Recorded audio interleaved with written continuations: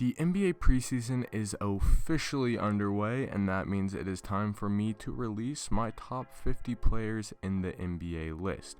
Now, a quick disclaimer, I am only doing top 50 for this season, so players who are not playing this season, such as Kevin Durant, Klay Thompson, John Wall, guys like that who are injured and will not be playing, will not be on this list, so I don't need all the hate that I know will come when I don't include those guys. I don't need that in the comment section. Another disclaimer, this list is going to be a combination of prediction as well as previous performances. So this is just kind of a top 50 list of how I think each player will do in the upcoming season. Anyways, enough of me explaining, let's get right into it. Actually, also, let's not get right into it. Actually, my bad, because I have another disclaimer. I'm going to try to keep each player as short as possible, so in this video I am only talking about 1 through 25. I will release my 26 through 50 another day, but I'm going to try to keep each description or my reasoning for each player as short as possible. So anyways, without further ado, now let's get right into it.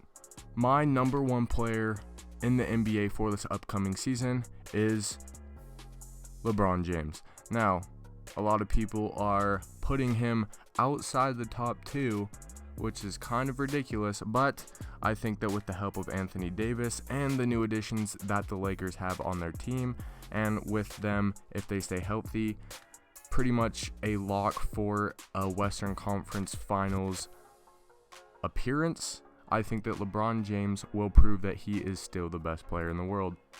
Next up, at number 2, we have Kawhi Leonard, a man who carried my Toronto Raptors to an NBA championship, which I will be eternally grateful for. And then he dipped on us, but like I said, eternally grateful for the championship he brought us. And now that he is in LA, there are reports that he will not face any minutes restrictions, or he will face fewer minutes restrictions than he did last season. So I think that Kawhi Leonard is a lock for an MVP contender this season. Next up, at number 3, we have last season's MVP. You know who he is, Giannis Antetokounmpo. And in my humble opinion, the only thing keeping him from being the absolute undisputed best player on the earth is a consistent jump shot.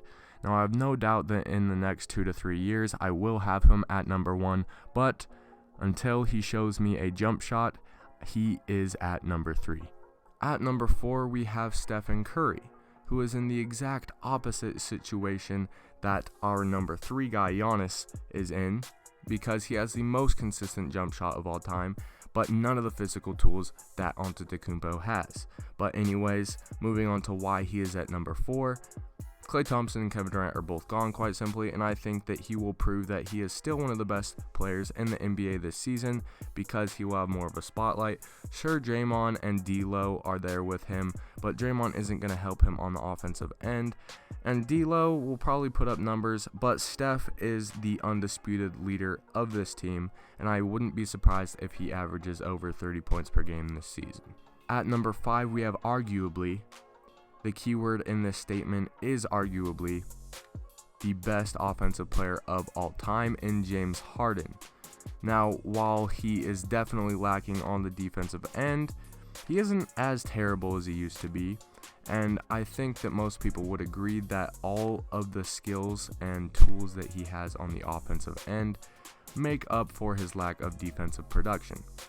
He's already won the MVP award, he continues to put up ridiculous numbers and carry the Rockets. The only thing we haven't seen from Harden so far is him being clutch in the playoffs, but I don't think that that eliminates him from being a top 5 player, so at number 5, James Harden. Next, at number 6, we have a man who has a ton to prove this season, Anthony Davis. He's already proven that he is one of the best defensive big men in the NBA. Actually, not even best defensive big man, best big man in the NBA period. Right now, he is the best big man, and with his skills on both the offensive and defensive sides of the ball, we haven't really seen his full potential because he has been on a losing team in the Pelicans for most of his career. But now that he is playing on a title contending team, Anthony Davis needs to show out, and he needs to prove that he is a winner. So, number 6, Anthony Davis. At number 7, we have a man in Damian Lillard who thinks he's underrated every single season for some reason. But Dame, I am not going to do you like that. I have you at number 7. I'm not going to put you outside of the top 10 like some of these people. He's proven time and time again that he shows up when it matters, and I think that this season will be no different. With pretty much the same team, plus the addition of Hassan Whiteside, I think that the Blazers are in a good position to possibly make it to the Western Conference Finals. I don't know, that'll depend. We all know that Dame shows up during the playoffs, so at number 7, Damian Lillard.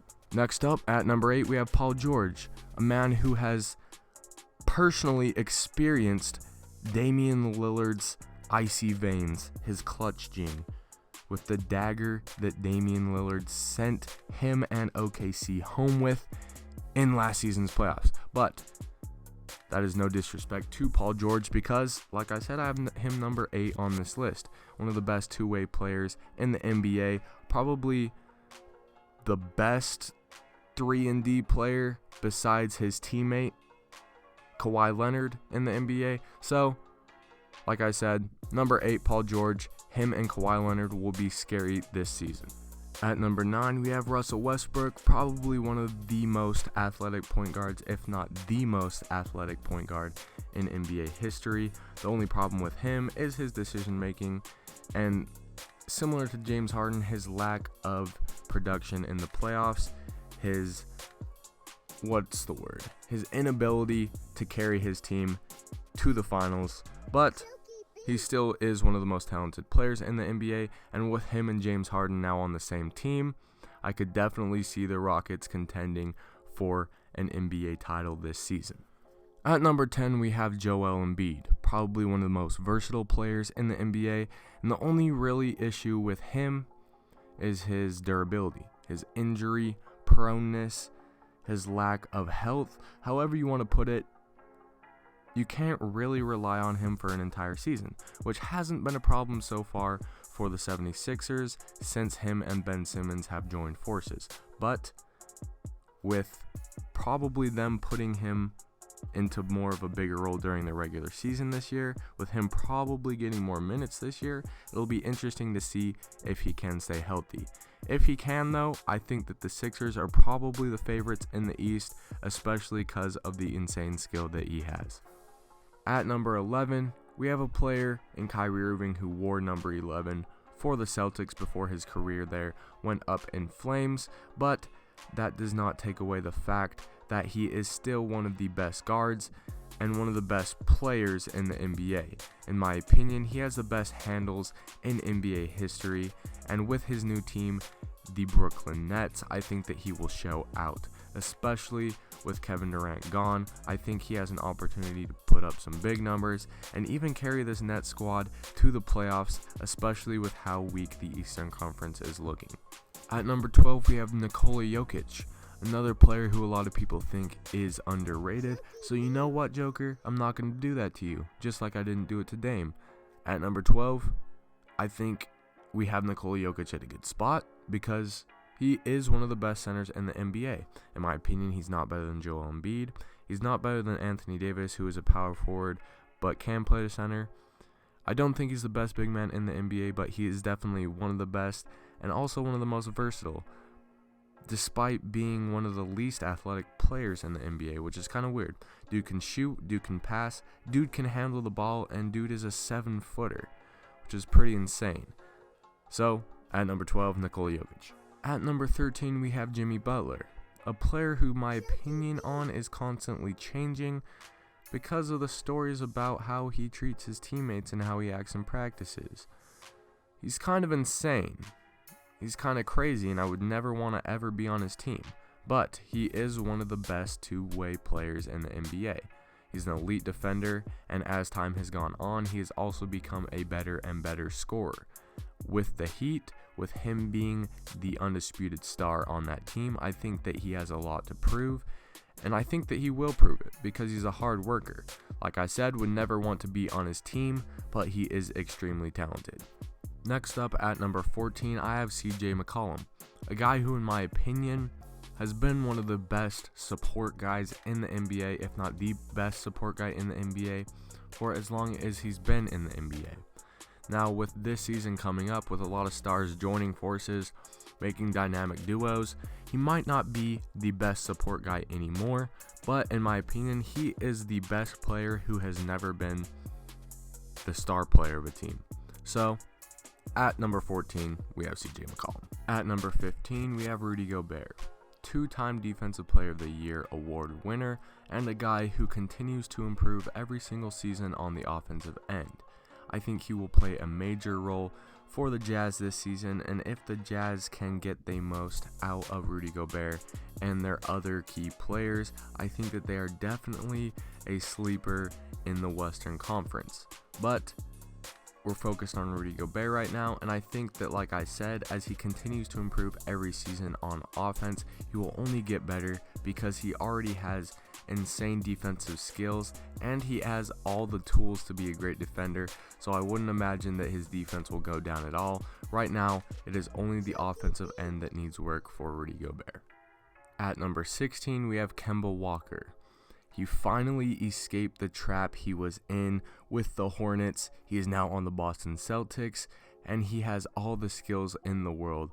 The only thing holding him back is his size and his defense, but I guess his defense wouldn't be holding him back either if he was bigger, so really it's only his size holding him back. But even despite his size, he is still one of the most talented players in the NBA. And I think that with this season coming up, with a new team, new opportunity, probably more help than he has ever had on the Hornets, I think that the Celtics will definitely be excited to have him, and he will definitely put up some big numbers and have a great season in Boston. Next up, at number 17, we have Karl-Anthony Towns. And winning-wise, Karl-Anthony Towns hasn't done that well so far in his career, but he is still young, and numbers-wise, Cat has had an amazing career so far.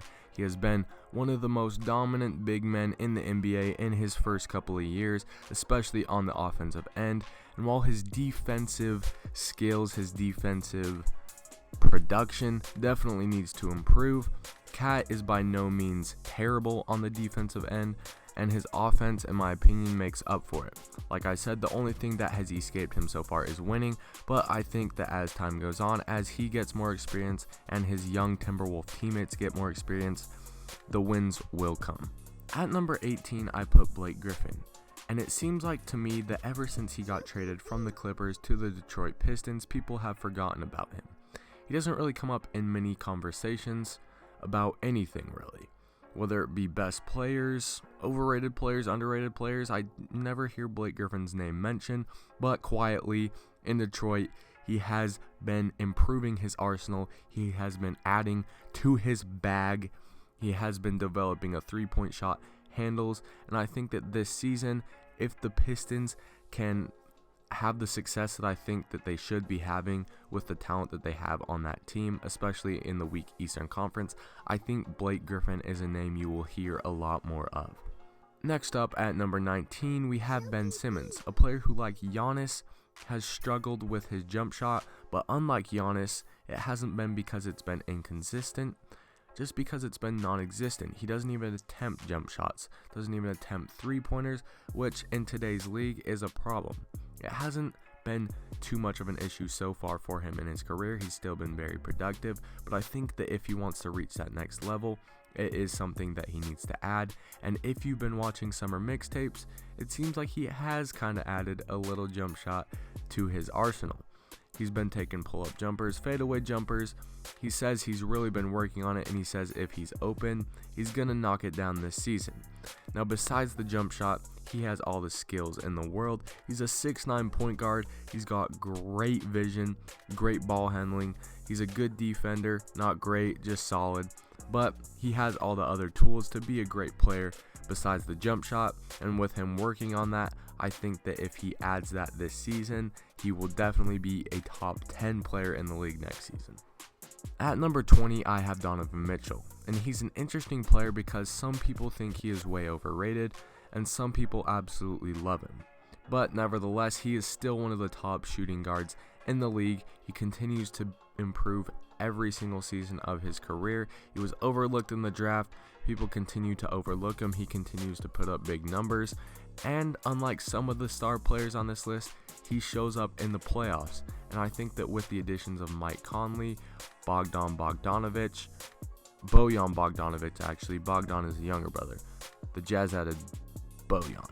But with those additions, I think that Donovan Mitchell and the Jazz have a very bright season ahead of them. At number 21, I have Bradley Beal. And in John Wall's absence, Bradley Beal proved that he could be the first option on the team and he could perform effectively. Now, the Wizards didn't have too much success with Bradley Beal as a star, but he also didn't have that much to work with.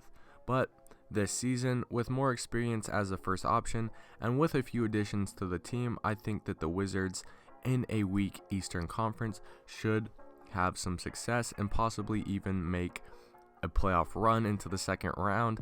I'm not sure about the Eastern Conference Finals. I think that's a bit of a stretch, but I definitely think that the Wizards, with Bradley Beal as a star, can have some success this season.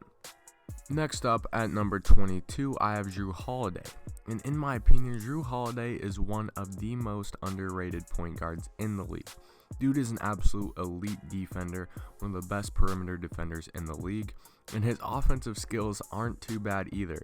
Dude is a very good scorer, and while he doesn't have the best jump shot, he still is not too bad from three-point range, and I think that this season, with Anthony Davis gone, with a lot of young players around him, I think that Jrue Holiday has a chance to be a leader and put up some big numbers this season. I wouldn't be surprised if he is a first-team all-defender.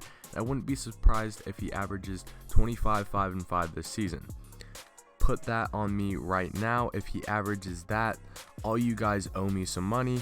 But anyways, number 22, Jrue Holiday.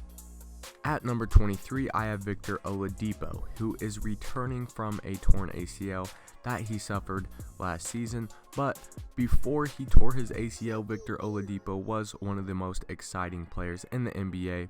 When he arrived in Indiana, he proved that he could be a star player in this league, and that is a star player of a playoff team in this league. Now, even though he tore his ACL and the Indiana Pacers' hopes for a playoff run were kind of ruined at that point, he is returning this season, and despite losing some of their key role players, they also kept a lot of role players, and they also added some nice new pieces like Jeremy Lamb and Malcolm Brogdon. Now, I think that if the Pacers can have Oladipo at full strength, like reports are saying he is at, I think that they are definitely a sleeper team in the East this season. At number 24, we have Devin Booker, a player who, like Karl Anthony Towns, has put up some great numbers, has proven that he can be a star in this league, but the wins haven't really followed. But I think that there's a lot to blame for the lack of winning for the Suns and so far in Devin Booker's career, whether it be the coaching changes, the personnel changes, the youngness of the team, the youth of the team, the lack of veterans. There's so much that you could blame this on, and I think that if the Suns can get some consistency and Devin Booker can keep putting up big numbers, I think that success will come. Finally, at number 25, we have Pascal Siakam, a player who with Kawhi Leonard carried my Toronto Raptors to an NBA championship, and unlike Kawhi Leonard, actually stayed in Toronto. And I think that this season, Pascal will have an opportunity to show that he can be a star player in this league. He has all the talent in the world. He is one of the better power forwards in the league. He has a lot of skills. He has improved every season that he's been in the NBA. And I think with his, inflated, his extended, his bigger role on the Toronto Raptors this season, I think that he has a lot to prove, but I think that he will live up to it. Anyways, that brings us to the end of the first part of my top 50 players in the NBA this season. That took a little bit longer than I wanted it to. I spent a little too much time on each player, but I had to say what I had to say about each player. So if you lasted this long, thank you so much. Part 2, 26 through 50 of my top 50 players will be releasing sometime later this week. Thank you so much for watching. Please like and subscribe if you enjoyed, and I will see you in the next one. Thanks.